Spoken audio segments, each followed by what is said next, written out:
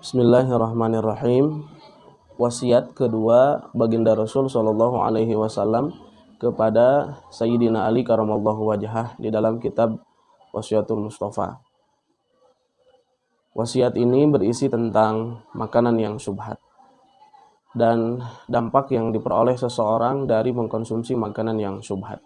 Bismillahirrahmanirrahim.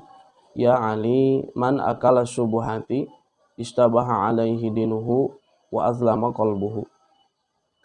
Wahai Sayyidina Ali, barang siapa orang yang memakan makanan yang syubhat, maka diragukan agamanya dan gelap hatinya.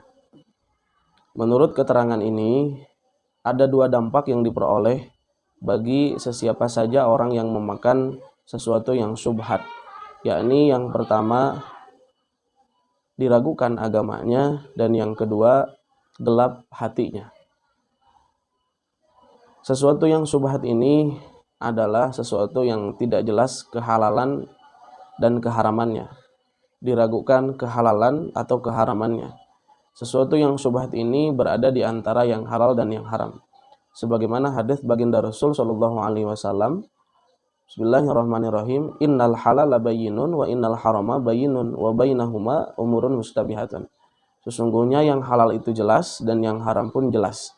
Dan di antara keduanya ada urusan yang syubhat. Tidak jelas antara halal dan yang haram. Lalu bagaimana sikap kita jika menghadapi atau bersinggungan dengan sesuatu yang syubhat? Misalnya dalam keterangan ini dalam urusan makanan. Sesungguhnya apabila kita berhadapan dengan sesuatu yang syubhat, maka lebih baik menghindar atau urusan syubhat ini dihindari. Karena barang siapa orang yang sudah masuk dalam sesuatu yang syubhat, maka akan masuk pada sesuatu yang haram. Ini pun juga dijelaskan dalam hadis Rasul. Man waqa'a fi syubhati waqa'a fil harami. Man siapa orang waqa'a yang tiba fi syubhati dalam urusan yang syubhat, sudah tiba gitu ya pada urusan yang syubhat, waqa'a maka akan tiba yang bermakna pasti gitu ya, karena menggunakan zaman madi, fil harami dalam urusan yang haram.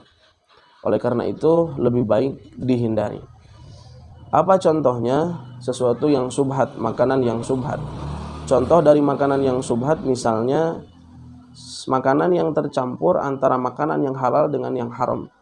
Bisa saja itu terjadi. Misalnya dalam kasus seorang muslim menyembelih satu hewan.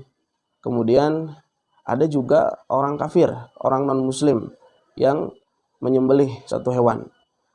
Orang non-muslim ini bermaksud untuk berbagi kepada muslim. Tentu saja orang muslim menerima kebaikan tersebut. Tetapi karena sesembelihan orang non-muslim ini tidak boleh kita makan, maka harusnya dihindari. Terjadi syubhat kalaulah makanan yang daging yang tadi disembelih oleh orang yang muslim dicampur dengan orang yang non-muslim. Diragukan apakah sesembelihan orang non-muslim ini dia sendiri yang menyembelih atau orang muslim yang lain meminta bantuan kepada orang muslim yang lain. Nah, keraguan-raguan, kemudian ada proses pencampuran antara daging hasil sembelihan non-muslim dengan yang muslim, ini mengakibatkan terjadinya hukum syubhat. Diragukan kehalalan atau keharamannya. Oleh karena itu, lebih baik kita menghindari sesuatu yang syubhat ini. Bagaimana caranya? Jangan dicampur. Dicampurkan antara yang halal dengan yang haram, gitu ya. Antara daging sesembelihan dari orang muslim dengan yang non-muslim. Nah, itu sebagai satu contoh kasus saja. Nah, dampak yang diperoleh bagi mereka yang memakan sesuatu yang syubhat, yakni adalah satu, agamanya diragukan. Maksud agamanya diragukan adalah sejauh mana dia berpegang teguh kepada hukum-hukum Allah. Nah, ini diragukan. Dia mengikatkan diri kepada hukum Allah, mengikatkan diri pada hukum Islam yang dibawa oleh baginda Rasul. Nah, ini diragukan karena dia tidak terlalu kuat memegang hukum.